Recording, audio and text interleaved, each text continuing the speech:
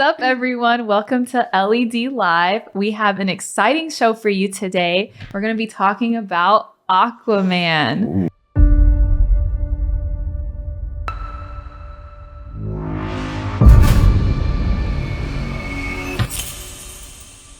Basically unemployed. A wanderer with no home. But now, I'm a husband and a father. And I wouldn't have it any other way. Oh yeah, I finally got a job. I'm the king of Atlantis.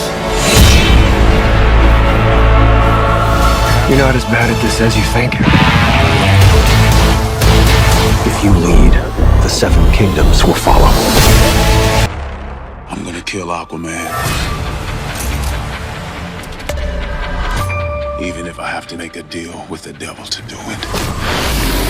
Free me from my prison, and all my power will be yours. I'm gonna destroy everything he holds dear. Wow. So a lot is going on, obviously. You have Aquaman, but we're going to dive right into it. He has a brother that comes into things here. Did you know he had a brother? No, if you go back, it's not in this movie, but in the comics, he actually has to learn about his brother. He becomes one of his villains that he faces. So that's actually a point we're going to make here. First, Aquaman has a mother named Atlanta. She's the queen of Atlantis. Shortly Atlanta, after, like in Georgia? Atlanta. Yep, Atlanta. See, the way it's spelled is how all Atlanta people say it. We don't say Atlanta, it's Atlanta. Oh, that's Right. right. Okay, I see. And she, shortly after having him with her, I guess, husband, Tom Curry, who's a lighthouse keeper, whom we saw in the film, she was forced back to Atlantis to become the queen. Wait, And who was he? You said we saw him in the trailer? he was a lighthouse keeper. He was doing that dance thing with Aquaman. Oh, okay. Yeah, the like martial arts thing. Yeah. Right. Yes. So anyway, she was forced into an arranged marriage back in Atlantis after he was born. And then his name was Orvax, the king of Atlantis at the time. And they had Orm, his brother, his younger half-brother. So this is Orm. And he has a huge hate for surface dwellers, pollution, environmental damage, and practices that pollute the sea. Surface dwellers, you mean humans? Yes. Okay. Humans. So this movie seems like has a big push for climate agenda or something. Yes. Like a Captain Planet type. Yes, very much so. Go there, huh? Yeah. We can talk about that. Strangely enough, though, because of this, he's trying to take over most of the world and kill most of the surface dwellers. So he becomes known as a villain named Ocean Master. And he goes up against Aquaman continually in the comics. So he actually did try to carry out taking over all of the 7 sea kingdoms, which we're going to cover. And he killed Fisherman Kingdom's ruler. So he got locked up in their prison. This is where we're going to find Orm at this point. He's been locked up. Yes. So does he he's have been like a locked major up. chip on his shoulder? Like, Yes. I am the king of Atlantis. Yeah, that's what I Yes. figured. Yes. And he always tells Aquaman, they have a clip of this, but I didn't think it was significant enough to put it in. Do not call me brother. Yeah.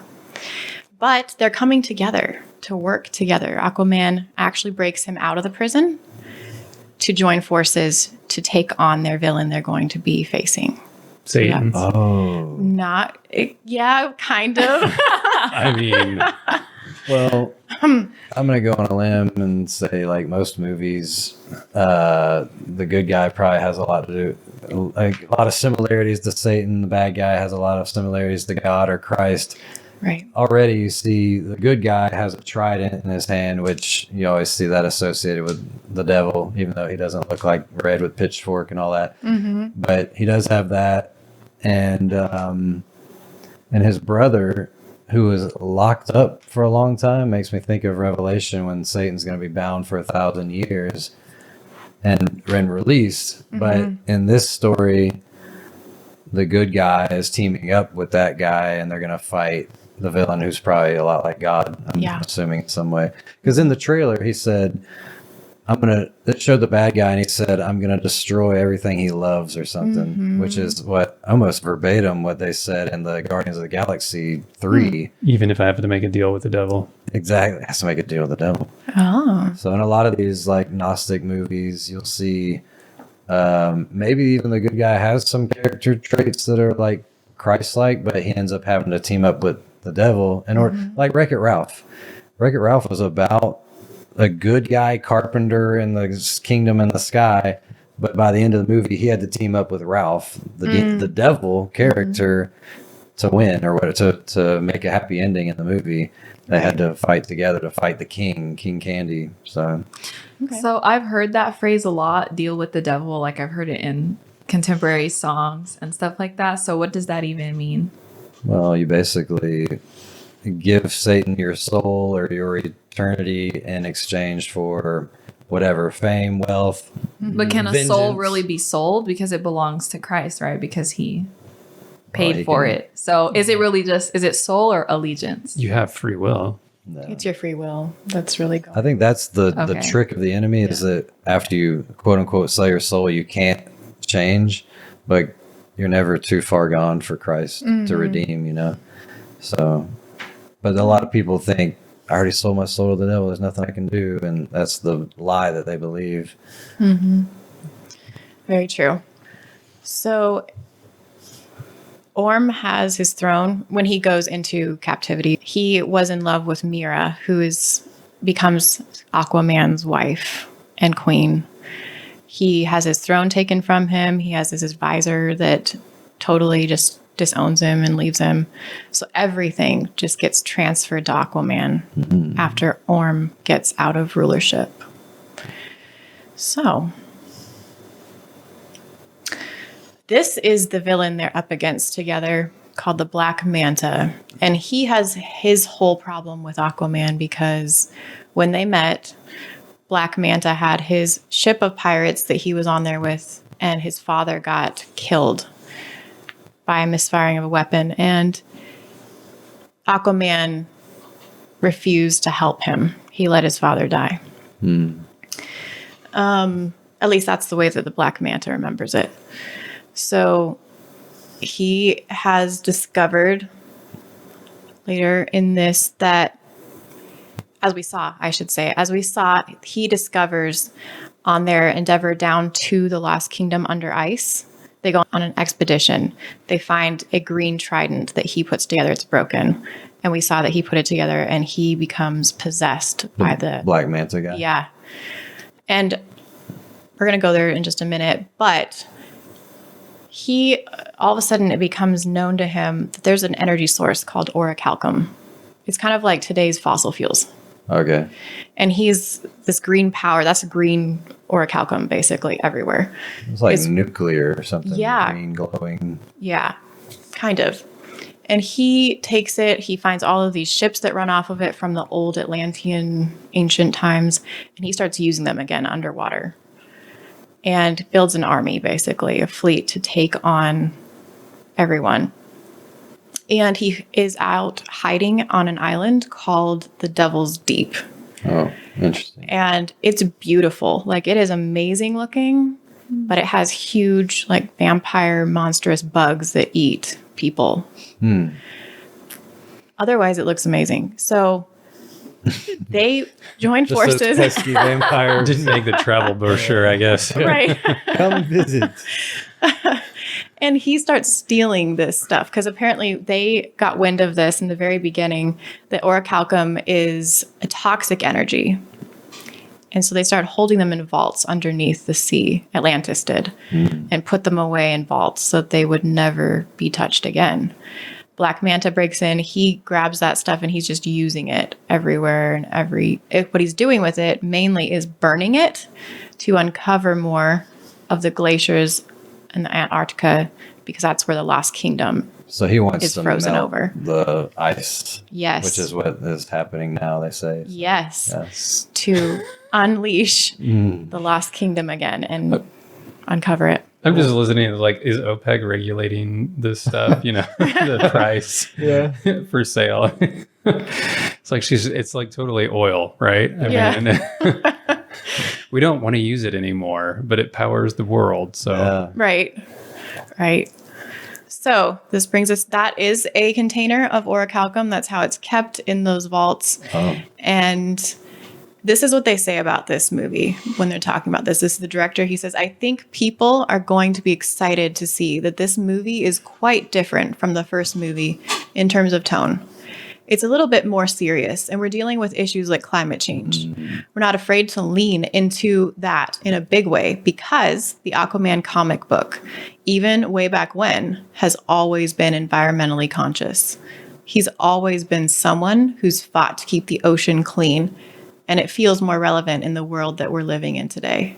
So this movie has something to talk about, but it's still a fun action fantasy movie.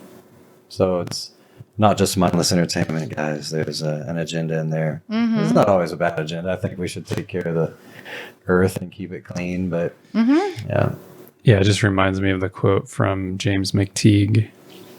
You can go on. I'll pull it up here. Okay. I have my own thoughts about quote unquote climate change. But even James Cameron, he was saying Avatar, it was all about climate change, but I had to keep that a secret. The movie was actually a Trojan horse to make the viewer let their guard down so that I could get my agenda about climate change in there, but we had to keep it a secret else so we would lose all our ticket sales. He said that out of his own mouth. So, these people are telling you that they do have a message that they want to put in their movies. For all those who just are skeptics that think, it's just mindless entertainment, you guys are digging too deep. No, there is a message in the majority of movies.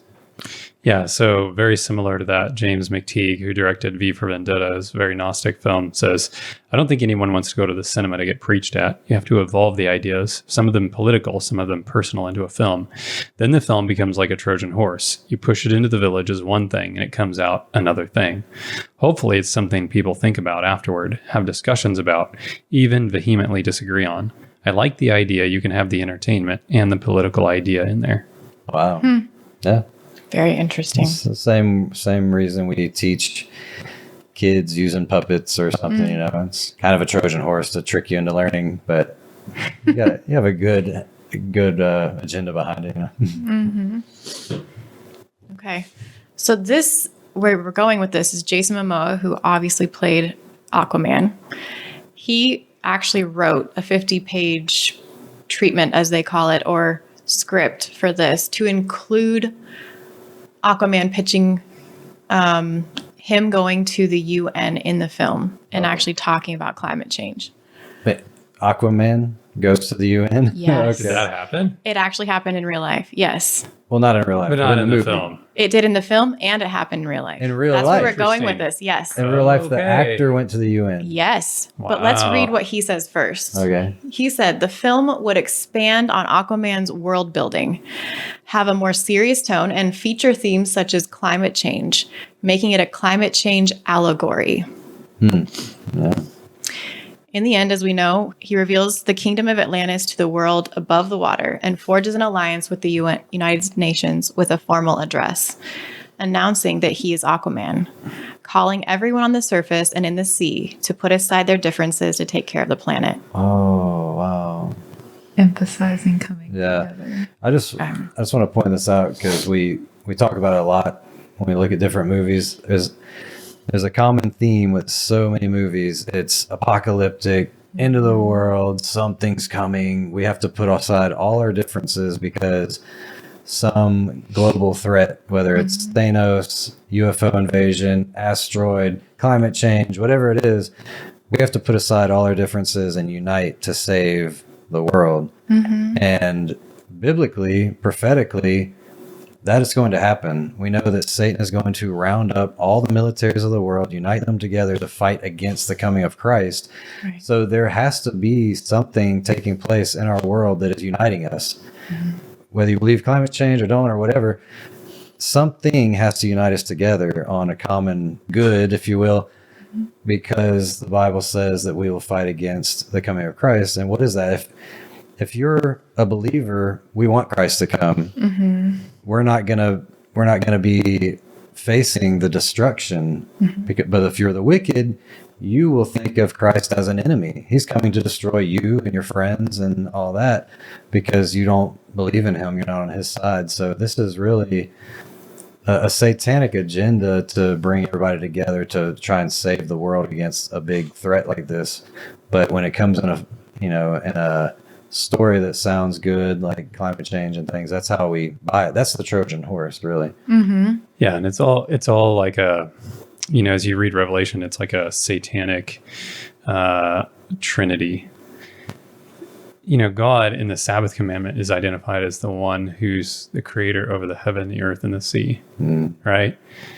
Well, in Revelation, you have the dragon, you have the beast that comes out of the earth, you have the beast that comes out of the sea, and the dragon. Where does the dragon come from? The Bible's very clear. The dragon comes from heaven, right? So it's impersonating and manipulating, just like in witchcraft, it's the manipulation of the spaces that God created. Yeah. And then idol worship is worshiping the creatures that inhabit those spaces. Right. So it's a lot more of the same. And even like with Aquaman, of course, Aquaman is, you're going to get to this, so I shouldn't spoil it for everyone. Yeah. We'll talk about it later. Yes. So just to reinforce this idea, we have Screen Rant writing now in an interview to GQ magazine, Momoa revealed some additional details for Aquaman and the Lost Kingdom.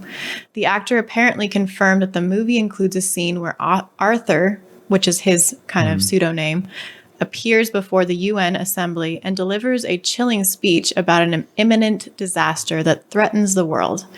The actor also suggested that the movie will address the Earth's current real-world situation and the damage being caused to the planet by humans. Though not explicitly stated, it seems that the concerns in question are climate change and pollution, which have put the Earth at risk. Now, jumping down to here, which is quite the quote, Aquaman is the most made fun of superhero in the world, but it's amazing to be able to bring awareness of what is happening to our planet. It's not some story that's been told over and over. It's a movie about what's happening right now, but in a fantasy world. Who said the quote? I think that was Jason Momoa himself. Wow, imagine playing the role of the most mocked superhero. He knows it. Yeah. Do you care if you're getting paid millions of dollars? Probably not. So let me just make this clear. In the movie, Aquaman, the superhero, goes to the UN. And in real life, the actor goes to the UN. Yes. Okay. So this is a picture of him. He also did an appearance at a beach in Portugal. That's for the Life Below Water address that he made about climate change and everything again. But he then went to the United Nations and addressed them next. So he is taking this pretty seriously and going all over the world to fight for the rights of the ocean. This might be a connection that most people don't realize, but we are supposedly in the age of Aquarius, or coming up on it in the new age. And so that lasts for about 2,500 cycles of the moon per symbol, I guess, or sign. And when you're talking about Aquarius, it means water. Water bear. Yeah, water bear. And so is it any coincidence that this movie comes out now? Aquaman, Age of Aquarius. That is interesting. And the connection that we're going to see here is that there's a verse in Ephesians 2:2 that talks about the fact that Satan is the prince of the power of the air. Now, you might be thinking, where does air come in? But this symbol here is the fixed air sign of Aquarius. So fixed air has something to do with this. All right, to hear about that, here's a clip. Now, when the Bible talks about the world, obviously we're not talking about the little planet like we see in those pictures, the little blue dot. We're talking about more than just a physical planet. The scripture is addressing more of the spirit of the age, or what we're referring to as the zeitgeist, the general attitude of the age. Okay, so when I looked up that word and all of the spirit of the age, zeitgeist, and all this stuff, it was also known as the age of the air.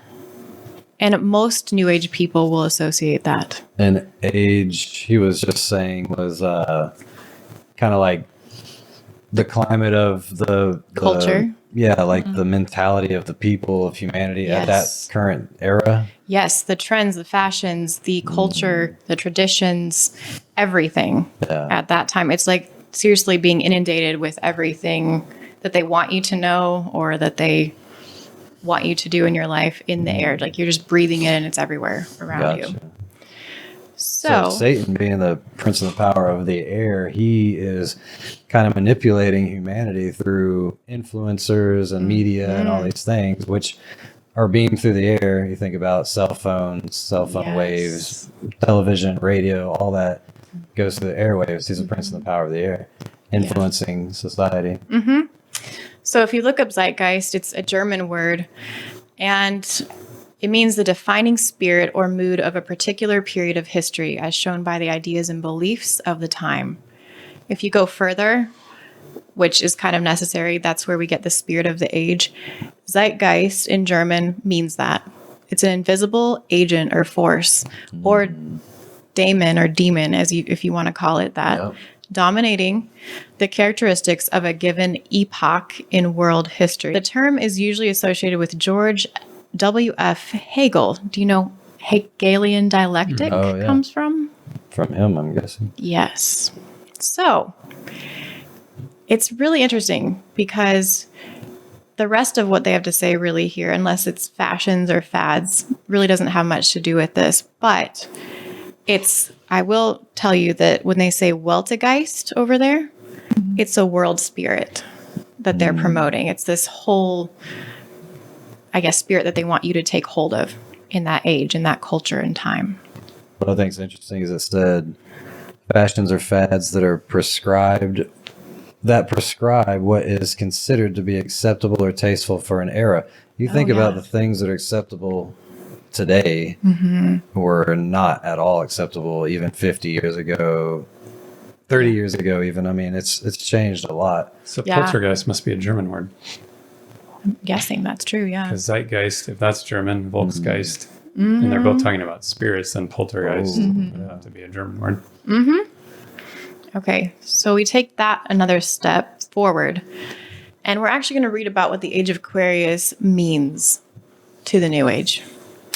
The age, it says, the Age of Aquarius, the age when everything becomes unified. Oh, wow. And that's what the whole theme of the movie is about, unifying humanity. That's actually wild. Yes. It is. In the New Age, we break free of centuries of false doctrines, destructive indoctrinations, absurd ideas, and children's stories about God. Education, medicine, and love. Are we cycling back to the year? Aquarius? Exactly. Okay. Yes. Gotcha. So we're probably leaving That's how an it era. I don't know what January is. I mean, well, it doesn't go that way. It doesn't go with the months. Though. Yeah, it goes with, okay. This is from Old Farmer's Almanac, and it says, a great age, as mentioned above, is associated with the position of the March equinox. In 2024, the location of the sun on the March equinox is in the constellation of Pisces, but also on the border of Aquarius. So we are slowly moving into a new age from Pisces to Aquarius. If we continue, though, it says, the corrupt foundations of false society crumble.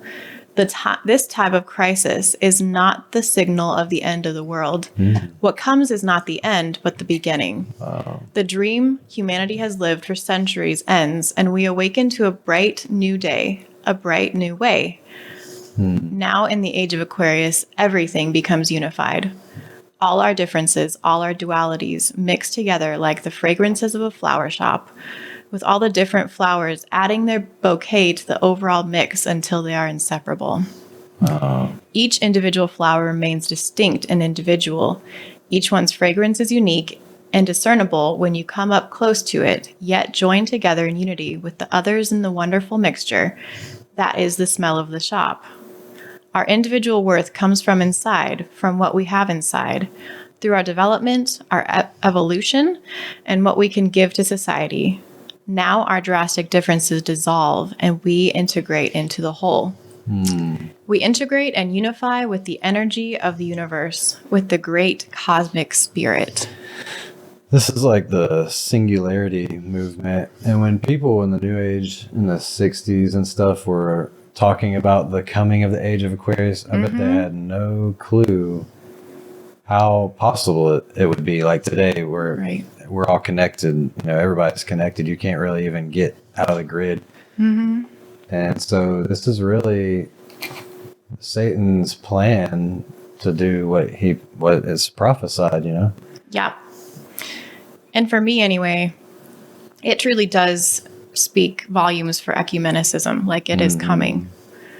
And they want us to all worship a certain God or maybe a collective group of gods, but not the true God. No. So the verse I have there is, whosoever is a friend of this world is an enemy of God, because they want you in unity from what they're saying. And what we're seeing today, individualism is, I can be like LGBTQ, right? I can be who I am. It's just me, and it's acceptable, and tolerance. But in that, you're all connected as like an undertone, a thread that connects you in unity towards, in some ways, and I'm just going to say it, kind of like a rebellion against the Lord. Yeah. Just a thread of that. So it appears that's where they're all headed, and this is why it was the right time to release this film and have this kind of message behind it. I think the thing that could be confusing, because I know there's always like pushback when you're in New Age to these kind of ideas, because it's like, this isn't a bad concept. Okay, minus the whole thing saying, you know, breaking free from children's stories and all that. But it's like, coming together as one, I don't think that's a bad idea. And worshiping one God is also not bad. I think that is what God's original plan was. It's just, unfortunately, it has been, there is no one God in New Age. No. Right. Like the whole coexist exactly. mentality. So you can't really worship one God. I mean, you can say, okay, let's worship the universe, but it's like, you know, it's just, I just always found it to be very confusing, and there is really no unity. It's just because if you're all different, all you're doing is just being together, and like you're basically just accepting everyone's differences. Right. But there is no real, like, we stand on one firm, you know, because even like with the LGBTQ stuff, I mean, there's so much controversy with even people in the LGBTQ plus community saying, what is going on with all these pronouns? We do not agree with this. And you know, it's just like everybody's on their own page. Everyone has their own truth, their own reality. And there's no, you know, when you give like too much autonomy in that way, where people can just decide what world they want to live in, how do you bring everyone together? Right. Mentally, like you can be together in a physical place and like, oh, let's recycle, but mentally I don't know if that's possible when you fuel this kind of diversity, I guess, in a way that's like not true. I think we live in a ABC culture where it's anything but Christianity. I mean, you can go to somebody and be like, hey, I just want to let everybody know I become a Buddhist. And oh, wow, good for you. That's cool. And then I'm New Age. Oh, that's interesting. Whatever. I'm a Christian. What? You know, all of a sudden there's like, you bigot, like Christian for real. You could say you become anything. You know, I started drinking. Oh, good for you. You know, anything. There's nothing that's bad unless you're a Christian. Yeah. And so I feel like the world can accept you as anything. Like, oh, cool, that's good for you. But if you're a Christian, then that's the thing, you know. If when Jesus said, if you're not with me, you're against me, or something along those lines, and that's really how it is. You're a friend of the world, and is an enemy of God. Right. Yeah, to play off what you were saying, though, the unity is just a counterfeit for what God is really trying to do with the entire human family. Yes. Yeah. You know, in Eden, everyone was unified until the serpent came on the scene and disunified the relationship between God and man. And God has been trying to get back to that ever since. And so, yeah, it sounds like a good thing. Everybody should be one. It's Jesus' prayer in John 17 that they may be one, Right. right? Even as I am one and you, you know. So but the unity all has to be based in the right theological premise. Yes. Once it's based in the wrong theological premise, you can't be unified in that, right? We can't be. There's all kinds of unity. I mean, there's all kinds of people that have been unified against God. That doesn't make it unity good. Mm-hmm. Right. So it's not unity itself. It's unity in it's what are they unified in. Yeah. Right. Right. Yeah. Exactly. It matters a lot. And for us, just that we take hold of this message when we're talking about this particular topic in the movie, we see that we need to actually be citizens of heaven, not of the world. Like they're calling us to kind of unify with the world. And for that, we have 2 verses. Behold, how good and how pleasant it is for the brethren to dwell together in unity. Psalm 133, verse 1. And there's also, but be ye doers of the word, and not hearers only, deceiving your own selves. For if any be a hearer of the word, and not a doer, he is like unto a man beholding his natural face in a glass. For he beholdeth himself, and goeth his way, and straightway forgetteth what manner of man he was. So right here, they're telling you have to be Bible keepers, or you keep the word of God. If you just hear it and you don't do it, that's the unity. Like, that's the separation for one, but that's the unity we're called to in Christ. Amen.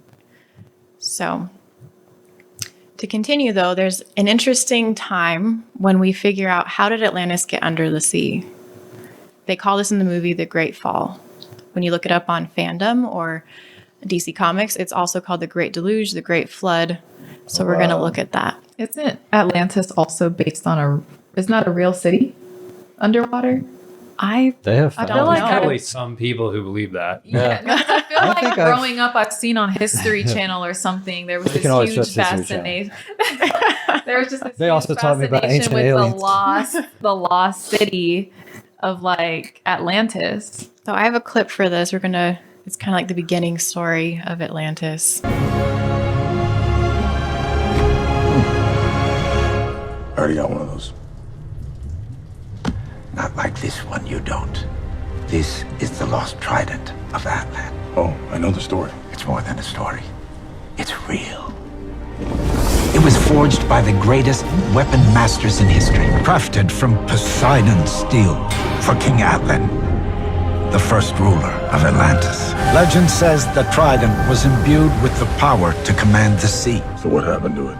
To know that is to go back to the time before the Great Fall, when King Atlan ruled over all that was. When the kingdoms of Atlantis were one. It was a time of great prosperity and technological advancement. We had unlocked the secret of unlimited energy at a time when the rest of the world still thought the Earth was flat. But we became too ambitious, too hungry for power.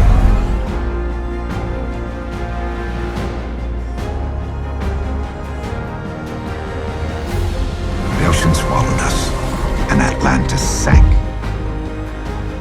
But the very power that collapsed our civilization also paved the way to our future. It gave us the ability to breathe underwater.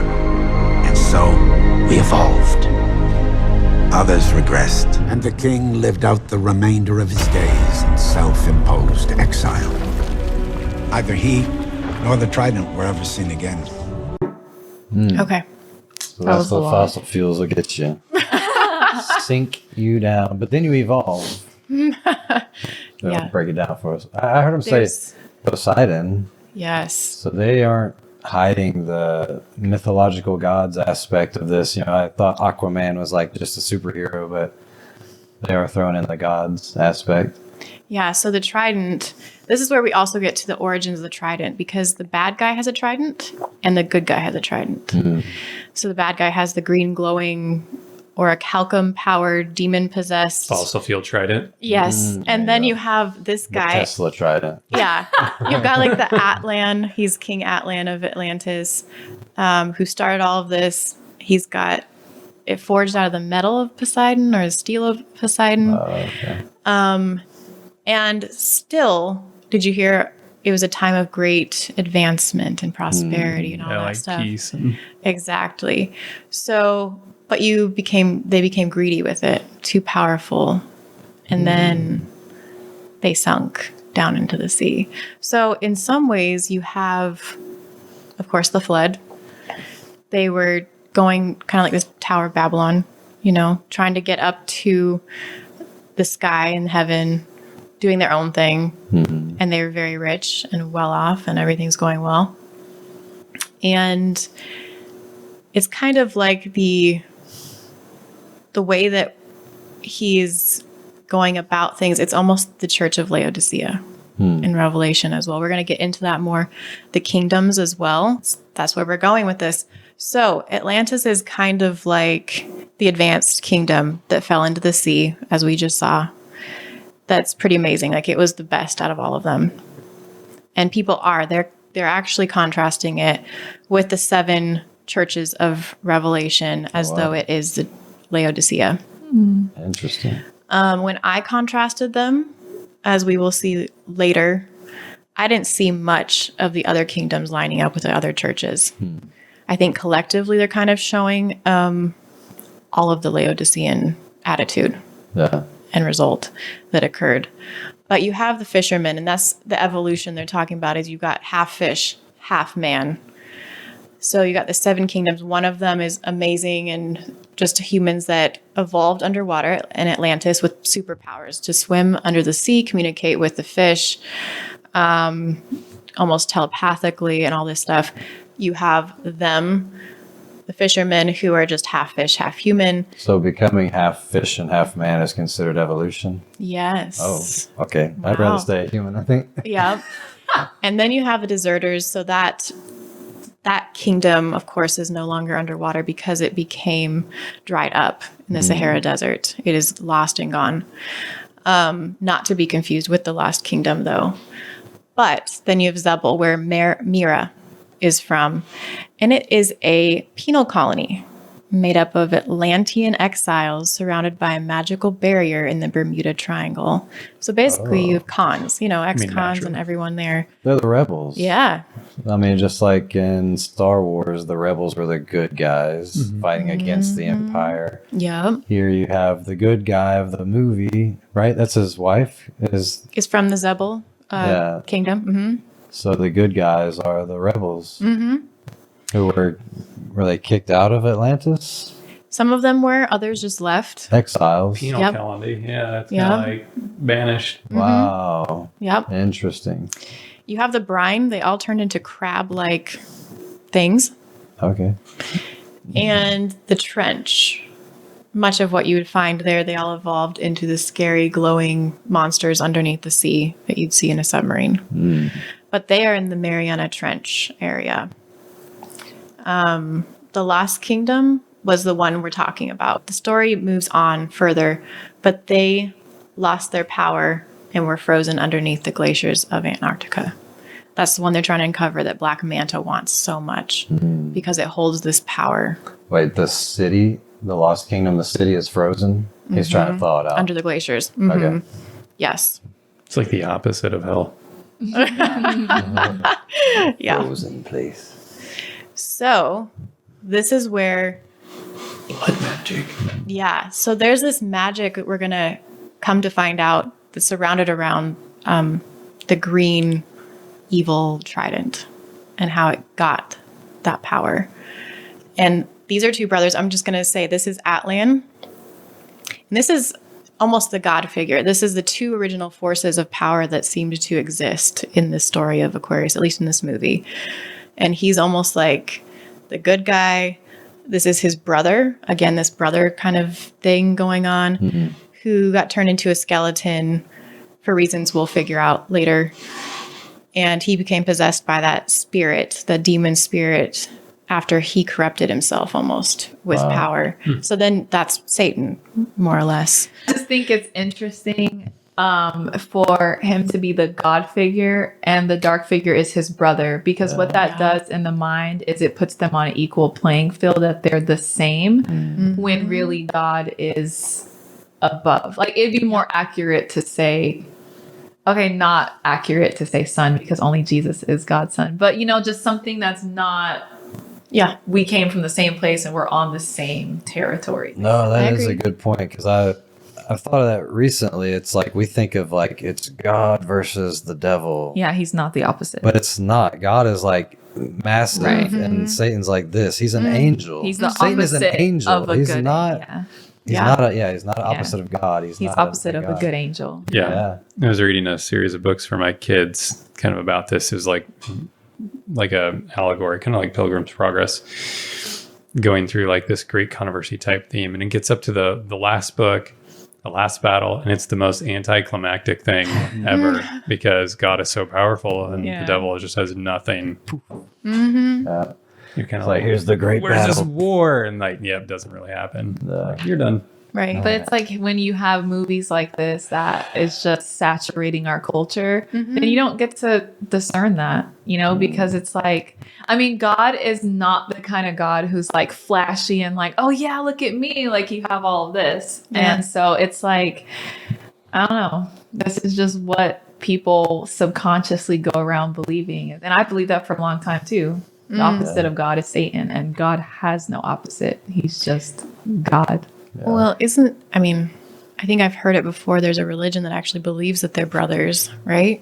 Well, the Mormons Satan's- believe the Mormons. Jesus and Satan are brothers. Okay.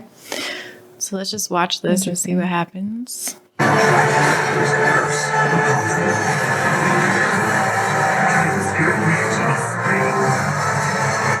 Oh, it looks family Okay. friendly.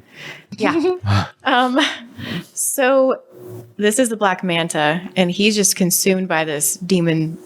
But so the original powers that be, I guess, in here is Atlan, the good guy, the king, whose brother is the bad guy, and the tridents started with them and were handed down. The good trident to Atlanta, Aquaman's mother, and then to him. And the bad one got lost in the sea. That is a lighthouse burning. Is that you said? It You is. said Aquaman's dad was a lighthouse keeper. Yes. Just this makes me is- think. I don't know if I'm reaching. I'll admit maybe it's a reach, but Uh-huh. Satan being the light bearer, Lucifer the light bearer, he's the lighthouse keeper. Interesting. Yeah. So what happened here is that Atlan he was the first ruler of Atlantis, the good power of Atlantis, and he had his brother Kordax. Kordax. Kordax. It comes out of nowhere, as I don't know. And he, just like Satan, is like consumed with power and starts corrupting himself. And because Atlan sees this, he puts a blood curse. And they have a clip in the film. I couldn't grab it, but of him cutting his hand and actually chanting, and this spell A blood chains ritual. chains Kordax to his throne, and then the ice begins to form over the entire kingdom Wow. and his army. So before that happens, though, just before they get covered in ice, Kordax has used his trident so much that evil power has turned his whole kingdom into these skeleton, creepy creatures. Zombies. Okay. And so that's where they're all coming from. They're just really all over the place and kept under the ice now. So Black Manta wants to wake them up so that he can take the power that he was promised by, I guess, this underworld type of demon that's possessing Kordax. When Kordax promised him, free me from my prison, he said at the very beginning, and I will give you all the power. So it's a bad thing to melt the ice because you're going to release these like demon things, right? Yep. That was the same thing in Tomorrow War. Oh. We did a show on that. They said that the polar caps were melting and these really dangerous alien things thawed out and they just came to life and took over the world. Yeah. So it's bad for the polar caps to melt. Yeah. That's what the moral zombies. the zombies and the aliens. All right. And before we get there, just in case it doesn't get brought up, the point is that now this blood curse, this magic that's been spoken on this trident and on the city of the last kingdom, with the curse of the blood that was spilt, can only be undone by the heir to the throne of Atlantis at that time. So we have to keep that in mind as it goes on, because it gets darker. And this is where we're going. So that's kind of a picture depicting what happened of him cutting himself and the whole city freezing over while Atlan got out in time to not deal with that. The Black Manta in the movie gets a hold of Aquaman's son. He goes in. Yes. He wants the blood. He totally goes in there, kidnaps him, takes him to the lost city, and is going to sacrifice him on this altar before the throne of Kordax to unleash the curse. So we got... That's kid friendly. Yep, right in there. Are there any biblical parallels going on here? Like, this guy, is he the bad guy, like a parallel to Christ? Is he the one that's doing something with the blood, or what's going on? Oh, no. All you got to do is spill the blood. So he's just, because it's a baby, I'm assuming, or whatever. You know, most stories, they just go straight for a stab. So that's what he's doing. He's about to stab him through just to spill the blood on the altar for this curse to be released. Okay. Oh, that's a baby. It is. Oh. Yes. So that's the details of that. Obviously, that doesn't happen. Aquaman shows up, you know, on the scene with his brother, and his wife shows up too. And Who's the fight him baby? off. Is it Aquaman's baby? Mm-hmm. Okay. Yep. Okay, so here's where we get into breaking down the gods of Aquaman. And a quote from one of the writers. You know, Superman is Zeus, Batman is Hades, Aquaman is Neptune, and they kind of fit into the pantheon of gods of a lot of different cultures. Yep. So like one of the writers themselves is just openly telling you that Aquaman is Neptune. Yes. So, you know, this comes to a verse we've talked about before. I'm not sure if it's in like Exodus, but where God says, make no mention of other gods' names. Like he's trying to protect us so much from falling into idolatry and worshiping other gods, which is breaking, you know, the second commandment, bowing down to images and things. Have no other gods before me.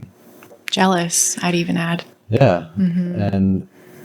But yet we are watching these movies, reading these comics that glorify and glamorize false gods like Neptune, and just repackage them and call them Aquaman.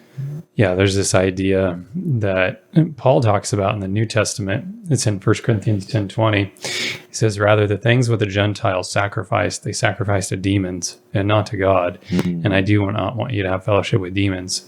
Well, that's actually an older idea. Paul didn't just come up with that out of the blue. It comes from Deuteronomy, where it says, they sacrifice to demons, not to God, to gods they did not know, to new gods, new arrivals that your fathers did not fear. So you're saying there's only one God. Any other quote unquote gods are really demons in disguise. So now you repackage those false gods, Neptune as Aquaman. He's a demon, literally. Yeah, and you know, you think about what were they sacrificing? All kinds of things. Sometimes even their children, you know, and it's like, oh, well, the gods, you know, require this. Well, God is like, no, I know what that is. That's a demon that's requiring that. That's not me. And it's not an idol. And other places, of course, he makes it clear that idols, they don't speak, they don't hear, they don't, you know. It's okay to eat meat that was offered to idols because they're really nothing. I remember him saying that. So what do you think keeps a person drawn to that then, right? Because it's like there has to be some real experience that keeps you on a path of deception. Yeah. So it's like you could sacrifice your child, but if nothing happens, then you just think, what did I just sacrifice my child? Well, demons are powerful. Satan offered Jesus all the kingdoms of the world. Just bow to me. And he said, I'll give you all the kingdoms, basically anything. He's the God of this world. A lot of stories that you read about people who have been involved in idol worship, in, you know, like it's this tribal thing or cultural thing, they're generally kept there by fear. right? Because they're told for generations by the witch doctor or whoever, you know, unless you do this, you know, you're going to bring a curse on you and your family, and there's going to be all these bad things. And so they never want to experience the bad things. Right. So they just always do the things that they're told to do. Yeah. Right. And I believe that when you're not walking with God and you're walking in the world or deceived or whatever, you could have ailments caused by Satan and demons. And so now you have, I don't know, something wrong with your body, and you've been trying everything to get rid of it. And then you go see some Reiki dude and he heals you because Satan's like, oh, if I remove this ailment now, they'll believe that there's power in this Reiki healer. So now they're totally sold out for New Age because it healed me. And that's how Satan can put an ailment on you and remove that ailment to make you believe that this is working. I was reading a story of Ratsara family to my kids, and I found it very interesting that their family had been involved in ancestral worship in Madagascar like many generations back. But it wasn't, in some ways they were even protected, and they knew they were protected. They were... what did it say? They were told to stay away from certain foods, like certain meats, to keep their bodies healthy. And that information was given like to the witch doctor or whatever, down generationally, because they were to be servants of these, these gods or these, whatever you want to call them. And so they'd kind of given them insider information to keep them at a certain level. So it's not always bad. Sometimes a curate, stangled. Wow. Yeah. All right. So to break it down further, as we've seen already, it is indeed Neptune's trident that Aquaman holds. It is Neptune is Aquaman, or Aquaman is Neptune. The crossover is there. Just to make my point, the trident of Neptune began with Atlan. So we can see that connection back to the original ancient king of Atlantis. We have this god, and the name is Sula, I guess. Sula. Okay, and it says that, I'm just going to read this.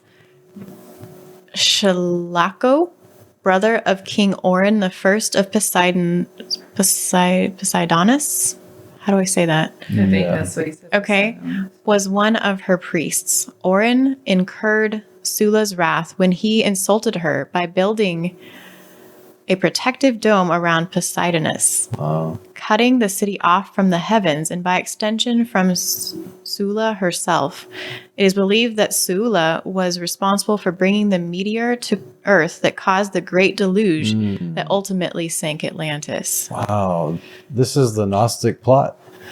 Yeah. In the story of Genesis, where you have the Tower of Babel being built, they were trying to raise a city so tall, or a tower so tall, that they couldn't be flooded. The world was flooded. They're like, well, it doesn't matter if God floods the world, we're going to be above that anyway.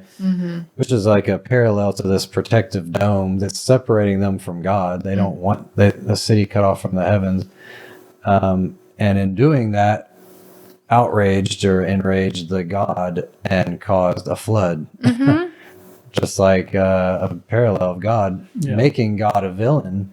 Yeah. It even says the sky god. Yeah, so the sky god flooded Atlantis from her wrath because Orin built a protective dome over the city to keep God out.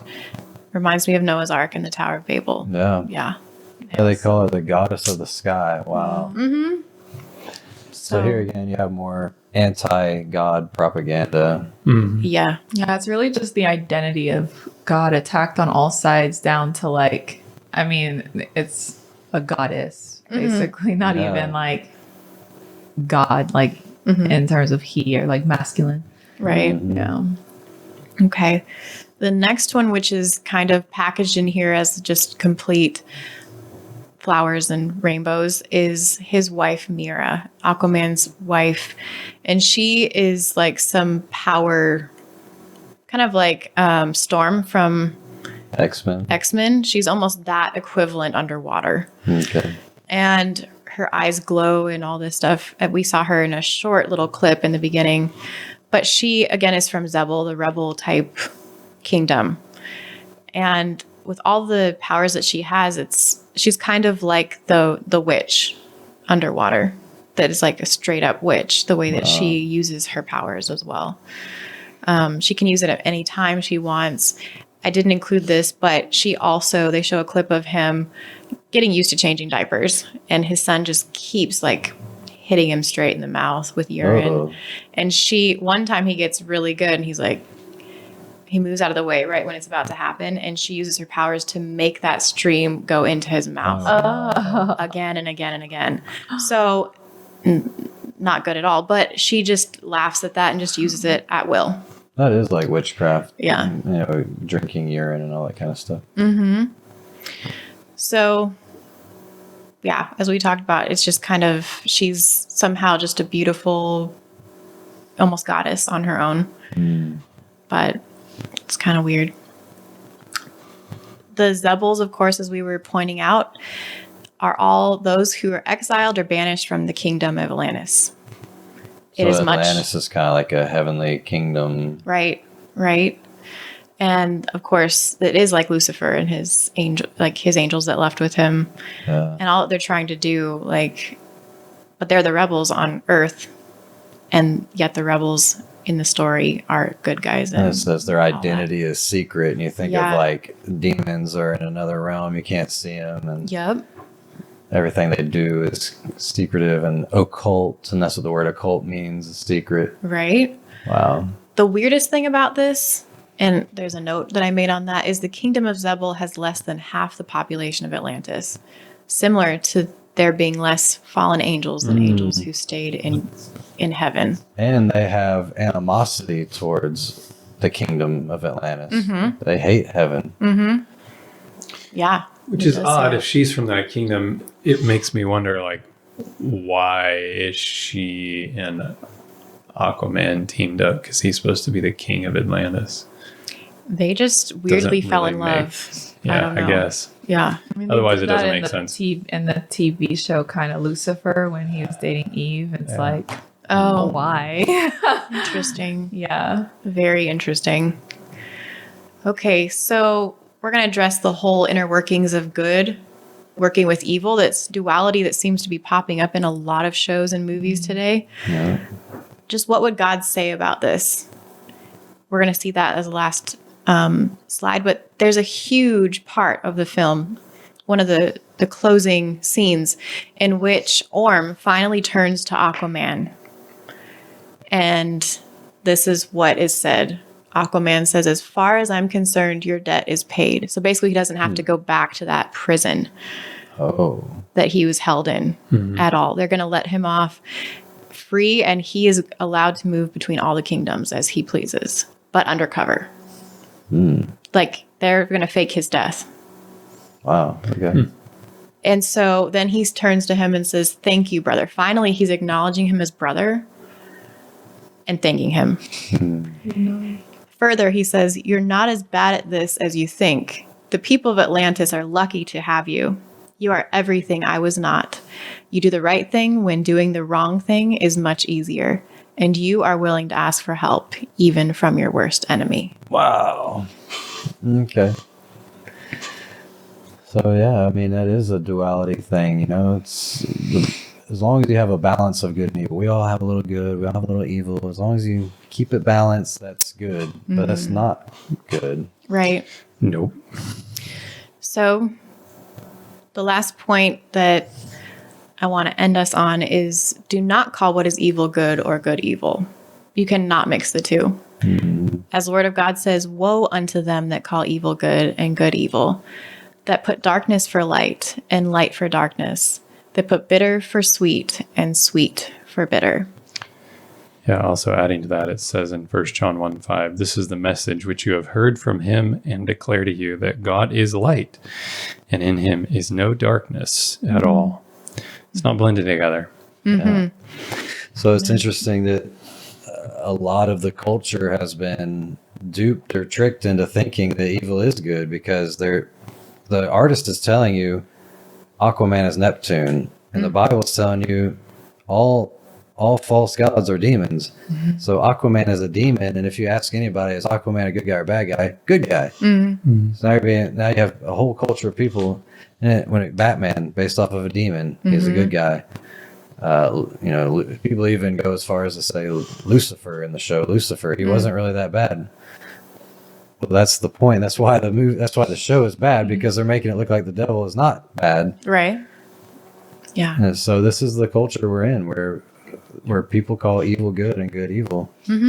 Yeah, I think it's interesting because I don't think that these films are teaching people to fight. If something does happen, I think it's just preparing people to make a decision, and they'll already have a bias towards that decision because of everything that they have watched. But I was talking to a friend the other day, and we were talking about in Daniel with Nebuchadnezzar, when the statue, and just picturing what that looks like. So it's you see the feet being built, and it took time to build that, then the legs and the waist and everything. And it's that was, at first glance, you would think, okay, this is probably nothing to worry about. Maybe he's just building a statue. But it's at what point do we need to see the warning signs and just pay attention and say, okay, I need to make a decision. I need to prepare my heart. And I think of how many people were in that crowd who were God believing and said, oh, let me just pretend to tie my sandals, or let me just, bow, but I'm really going to be praying to God. And it was out of everyone in that city or that nation. And only 3 people were I'm going to give it all to Christ. And they had the same amount of time as everyone else in that city. And so it's we have to, at some point, stop making excuses and just recognize what's happening, even if we don't know the whole context. And God tells us what we're supposed to be doing and what to expect. And we have to make that decision for ourselves. And we won't have any excuses. It is not anyone else's fault, but our own. That's why it's called free will. We cannot blame anyone. So yeah, it's just in the garden, you can have the whole blame game going down, but it's you didn't have to eat the fruit, period. That was your choice. You cannot blame anyone. And so, yeah, I think it's just, I don't know how many videos we need to put out on this for the point to be made. Just stop. You just, even if you don't feel the effect, I think that's also a problem, because it means desensitization. And then it's how much further do you need to get? How much further do you need to watch in order to realize you've already made the decision, basically, or you're putting your life, your salvation at risk just by constantly putting yourself in it. So yeah, that's really true. We're all gonna have to be accountable for our own decisions, and you can't blame anybody else. And really, any of this stuff, if you just watch it, like you said, it's desensitizing us. It's twisting the character of God, and yet we're being entertained by it. It just breaks God's heart. So if you guys were blessed by this, give it a thumbs up. And if you know anybody that's going to go see this movie, or just a fan of comics, we got a whole lot of videos on comic stuff. We got a whole documentary on it called The Replacement Gods. You can check that out on Vimeo. We got a lot of other full-length documentaries on there that are not on YouTube, just the clips are on YouTube. But if you know anybody like that, share this video with them. It'll help get this video in the algorithm. Also, if this is your first time, never seen our channel, never seen anything like this, click the thumbs up, click the subscribe button, and click the little bell icon so you can see new videos as they come out. We do shows like this every week and throughout the week. There's different ways you can support this ministry. You can go to littlelightstudios.tv, and there's a donate button there. You can do it that way. Or you can go to lightwear.shop. We got a lot of cool shirts there where you can wear your witness, and that helps our ministry as well. And we also have a new ministry called Little Light Kids. If you got little ones, check out that YouTube channel, because we're putting out content that is safe and suitable, and most of all, biblically sound for children. And we will see you guys next week. Bye, guys. If you're looking for good, wholesome, educational content for your children, subscribe to our new channel, Little Light Kids. If you're looking for a way to spruce up your wardrobe this year, check out lightwear.shop. It's a Christian-owned apparel company with the belief that we are all walking billboards. One of the best ways to share your witness is to wear your witness.